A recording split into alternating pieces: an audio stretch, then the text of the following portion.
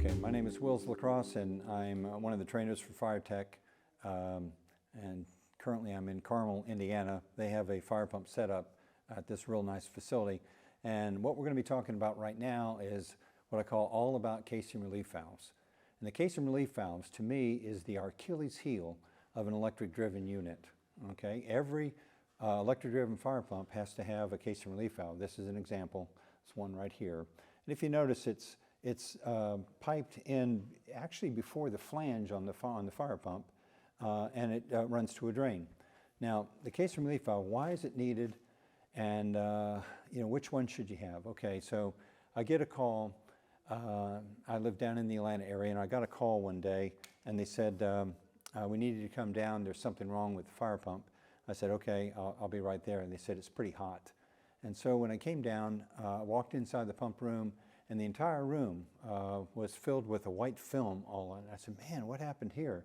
And the firemen that were there, mopping up, so to speak, said, oh, that's the foam from our fire extinguishers. We thought that there was a fire. I said, well, what happened? He said, well, we got the call, fire alarm went off.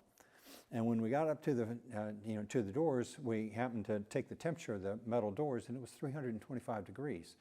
325 degrees. So he said, we went back to the truck, we suited up, we got all fixed up because we knew there was a raging fire in there to be that hot. And then when we came into the door, we busted open the door, black smoke came out, we couldn't see anything, we were all suited, and we were blowing our fire extinguishers, and that's the foam that you see, or the white powder that you see on the floors. And we went through the entire room, and then sure enough, there wasn't a fire. It was a fire pump running all by itself in the corner. And I said, okay. And he said, well, how hot was it? And he said, it was about 900 degrees.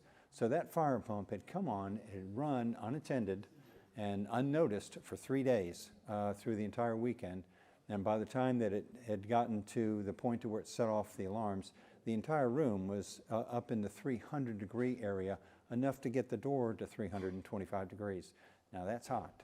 Now, so I come up to the fire pump, and it's completely black. All the paint had been burned off. The entire pump was black. And the only thing that was happening is you had the packing was spraying out water. They had already stopped the unit, so to speak, but the fault was the casing relief valve. And so this one little casing relief valve it was stuck, and so the fire pump had an accidental start for whatever reason. We still don't know. It could have been a power outage, and then when it came back on, the fire pump started to meet the pressure. And this fire pump was set up for a manual stop. It wasn't being monitored properly, so it had about 3 different things that were wrong, with the system. And then the casing relief valve was stuck. It wasn't this design. This is the clay valve 55L.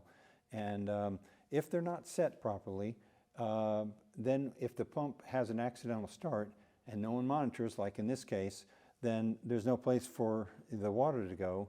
And this is churning. If you have a 100 horsepower motor, it is essentially when the pump is not allowed to flow water, then it turns into a butter churn. And all that does is generate friction.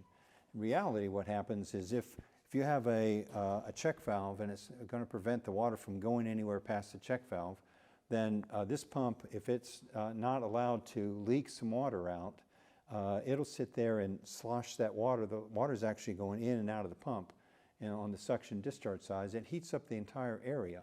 So you'll find that the pump heats up. It's just a water heater, essentially. And in this case, it would have been like a 15 to 20 kilowatt water heater, enough for perhaps a small apartment house. So this casing relief valve, it's designed to relieve water, to let a little bit of water out so that cold water can come in and keep the pump cold just in case this type of event happened. In this case, everything went bad as far as that goes. So the casing relief valve, years ago I used to recommend one called a FWC. It was a Cash Acme valve, and they were great. They had a nice soft seat. There's ones like a Larnigan, there's Kunkel, and then there's Watson McDaniel is another one. Those all have metal-to-metal seats. And with the water that we have in Atlanta and other areas of the country, you'll have grime or oxide formations. You can see it on my finger. It's kind of really dirty.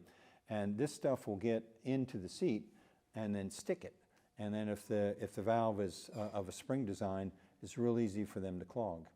And so this particular one, the clay valve, is probably the best one out on the market. There's 2 or 3 copycat valves just like it now. I'm sure that their patents have run out, so people have copied them. And in any case, it's a hydraulic operated valve, and it's probably the best valve on the market. So I don't recommend any other valve other than the clay valve or of one of a similar design. But it's designed, you take a setting on it, and you adjust it. Since the fire pump's maximum pressure is near its no flow condition, you adjust this down to where you have about a garden hose or 2 garden hoses worth of water coming out of the line. It allows water to go out if the pump is accidentally started, then cold water is coming in, and you want enough water flow so that you can cool the pump.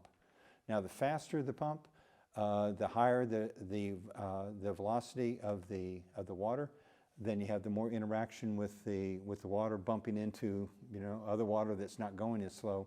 So the higher speed units will actually heat up faster than the slow speed units. I've had some slow speed units that would run for 3 days, and it would not get the entire room up to 325 degrees, so to speak. But it'll still get hot, but not enough to where it'll cause damage. Now the good news is that after doing about 10 or 15 of those, with the same type of jungle atmosphere that you go in there, because you can imagine the moisture in the room dripping off all the pipes, and if the pipes are heating up, once they cool down, generally the gaskets fail, and then you have dripping water all over the pump room. So after doing all these, I've found that as far as damage to the pump, I used to take them completely apart and examine all the parts and then put them back in and look for damaged parts because of the temperatures. If you think the rings and all the metal would expand, and there's a chance that the running tolerances would decrease and the bronze might rub to cause some wear on the wearing rings. But I found that this is really not the case. Typically, the only thing that goes wrong if you have this type of condition where it overheats is your packing will be destroyed. Some of the packings that the pump people use are only good for maybe 200 degrees, maybe 300. The packing that you can get packing that's good up for 600 degrees, but essentially that's about the only thing that I found that would destroy itself. So you let the pump cool, you take care of all the piping leaks, and then you can replace the packing and you're good to go. I did have one though that was kind of strange. It used a Woods coupling that had an elastomeric element, and it was I think a nylon or a Hytrel, and it actually got so hot on the shaft that when the pump was running, the shaft got so hot to where it melted the plastic insert, and I had to replace the insert as well as the coupling. So, but that's how you solve it, and that's why this is so important. And it's what I call the Achilles heel of an electric-driven unit, because without this, then the entire system will overheat.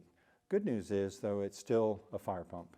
And even if it was in that condition where it was spraying out water and the packing was bad, and it was 900 degrees, once if it ever came on during that time period, it would still operate to take care of the fire needs of the system. So it's all about casing relief valves. A little story to go along with it that kind of explains the importance of having one and set properly. So whenever you're out there and you're doing your weekly or your monthly test, then you want to check this on electrics to make sure that you have a proper amount of cooling water to the unit. If it's stuck, then you have to write them up and make sure that they address that issue, because it's a serious issue.